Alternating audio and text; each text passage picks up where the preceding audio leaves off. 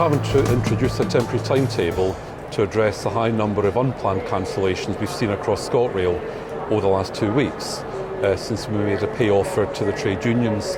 That's seen a reduction in the amount of overtime rest day working, which currently is essential to run the full service, and that's giving customers a very unreliable service. This timetable is aimed at addressing that, giving customers a more dependable, reliable service they can rely on until the dispute at the heart of this is resolved.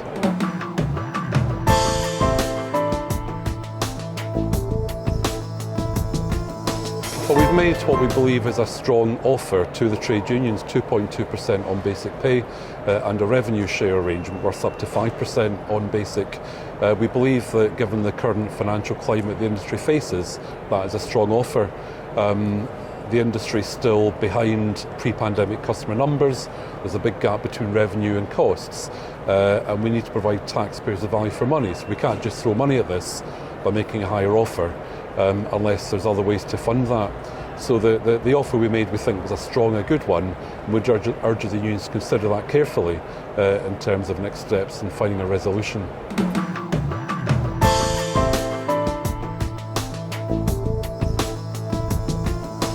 We have enough drivers in ScotRail to run the full service.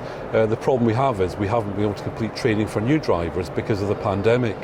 At the start of the pandemic, we had 160 trainee drivers whose training had to pause because of the inability to safely social distance in train cabs through that.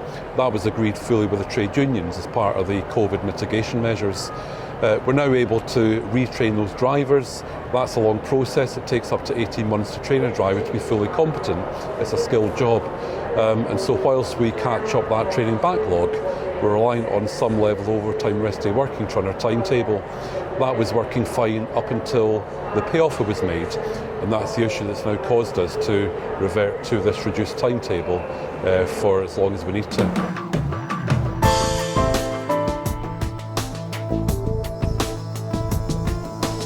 It's impossible to say. We're keen to resolve the dispute as soon as possible. The timetable's in place for as long as it needs to be to provide a dependable service to our customers. If we're able to remove the timetable back to normal or improve the timetable, we'll make sure we advise customers through our usual channels, the website, our mobile app and social media.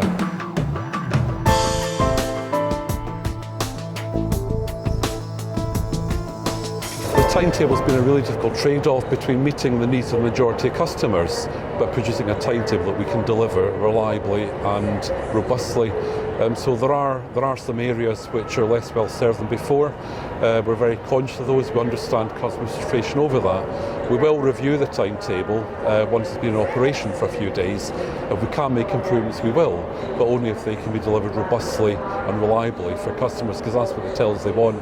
But we do understand people's frustrations over some of the gaps in this timetable and the reasons for it.